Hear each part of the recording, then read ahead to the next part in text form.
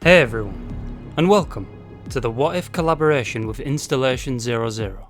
If you've been sent over from Installation 00's channel, then welcome. I'm glad you've given me an opportunity to entertain you. And if you like this video, make sure to check out the rest of my channel. I make tons of what ifs just like this one. I'm going to keep the intro short. Installation 00 and I have written a Halo what if story. I wrote part 1 and he wrote part 2. And it's safe to say he got a little bit carried away with his part, as it's much larger than mine. Anyway, make sure to visit his channel for part 2. With introductions out of the way, let's begin. Thel 'Vadam's armour creates heavy thudding sounds as the ancient but protective equipment weighs down the now promoted Arbiter. Promoted or demoted? Thel asks himself as he runs ever closer to his target. His once proud culture would have wore such armour with a high sense of honour, carrying a legacy of the most skilled warriors among the Sangheli. But ever since the betrayal of a past Arbiter, their decorated armour was more like a mark of shame for committing offences against the prophets and their powerful religion. Much like the mark of shame imprinted into his still tender chest. As he rounds the corner, his target, another Sangheli brethren, lands atop a Seraph starfighter. Its levitating frame dips slightly as the elite gently drops onto its outer shell. Before this heretic of the Holy Covenant's religion can escape, Thel aims his carbine in his target's direction. Turn, heretic.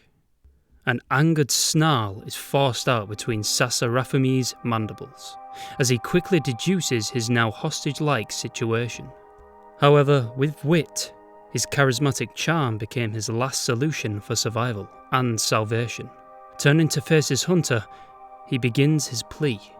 If he already persuaded so many of his men among the station, perhaps he could use what intelligence he had and bring Thel over to looking at his perspective of the hierarchs. Arbiter, I would rather die in your hands than have the prophets lead me to slaughter. Thel's golden elliptical eyes contract slightly as his object turns and moves towards him in a calm and non-threatening manner, hopping down from the Seraph. Who has taught you these lies? As if the gods themselves provided the answer. An oracle left from the holy forerunners floats down from above to the two elites' level.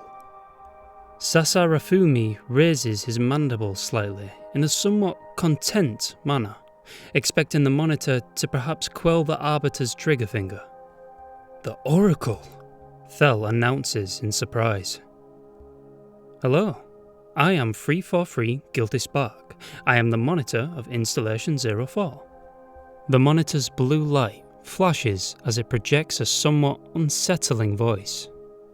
Sasa speaks up, brushing past the monitor's introduction. Ask the Oracle about Halo.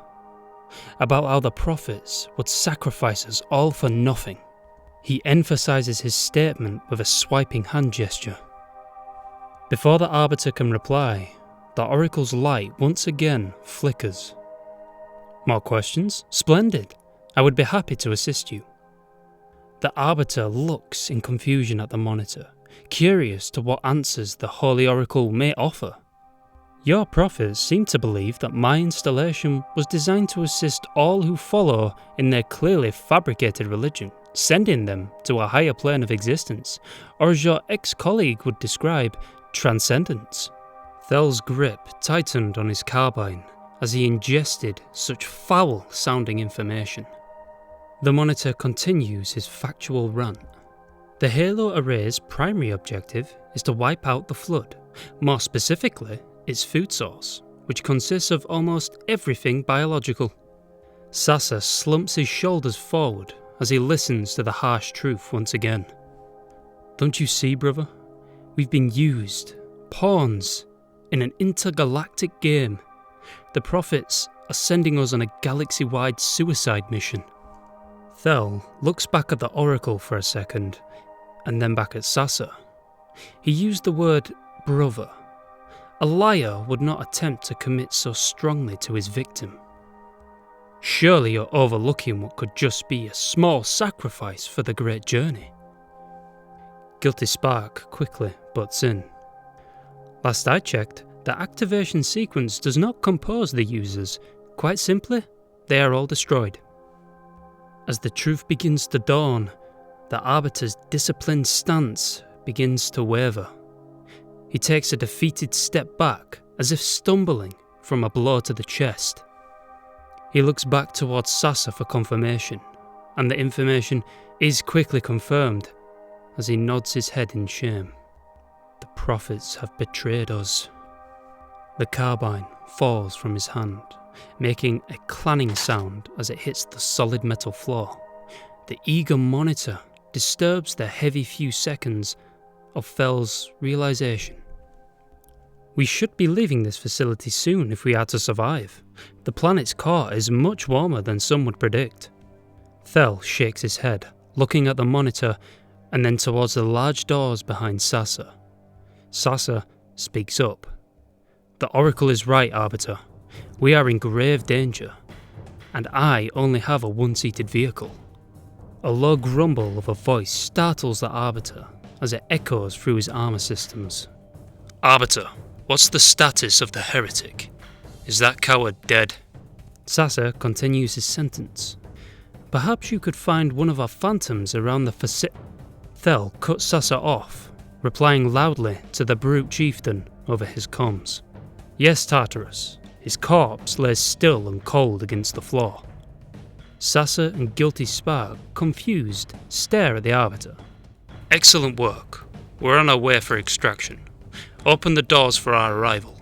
Thel picks his dropped carbine back up from the ground, quickly checking over the condition and ammo counter. Arbiter, what have you planned? Sasa says with concern. I found a ride that we can both use, but it's going to require a fight. The brute chieftain known as Tartarus has been assigned to oversee my mission. He's going to be our ride off this place. Thel begins walking towards the large door's controls, hovering clearly in front of a metallic wall. He places his hand above the mechanism.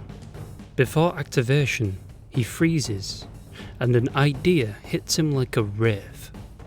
Sasa, watching the Arbiter's actions, asks, What's wrong? Thel stares at his hand, whilst his plan plays out carefully in his head. Perhaps we can avoid a fight. He turns and looks towards Sasa on the monitor that levitates motionless next to him. What do you have in mind? Thel looks at Guilty Spark. Oracle, I need you to hide and wait for my next instructions. 343 looks at Sasa and then turns back to Thel. My carapace is not highly recommended for stealth activities. In fact, quite the opposite. No time, Oracle. Quickly, behind that pillar. He turns at the elite in vastly different armour. Your armour, does it have camouflage capabilities? Sasa looks down at himself and back to the Arbiter. Of course. Thel reacts quickly. Then engage it. He slams his fist onto the controls, and the massive doors begin to slowly open, making little noise compared to the roaring winds of the gases that flow from the rapid descent of the station.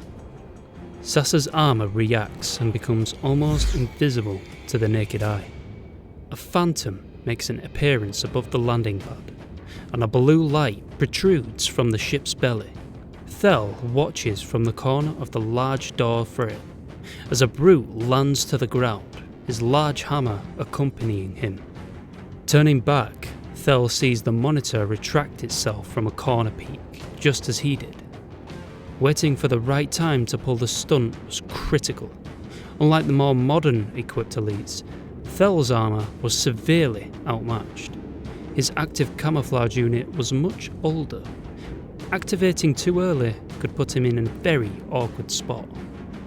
As the station's howling descent blasts through the doors, Thel concentrates to listen for heavy footsteps of the brute chieftain as he makes his way into the facility. However, no footsteps can be heard. It was simply too loud. It was almost impossible to judge when he would appear through the door.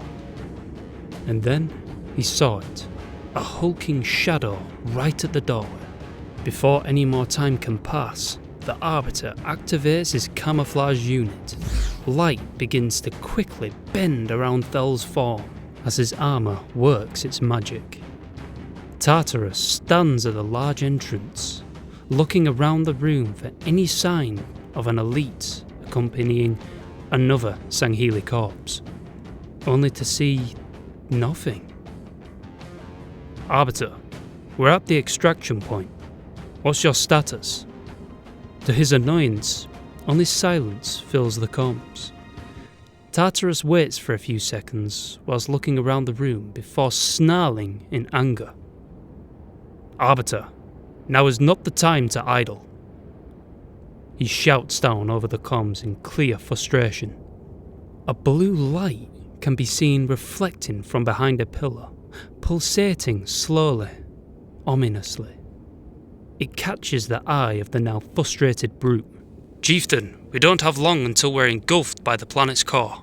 The Phantom's brute pilot expresses concern of imminent death. Tartarus, now angered, snaps at the pilot.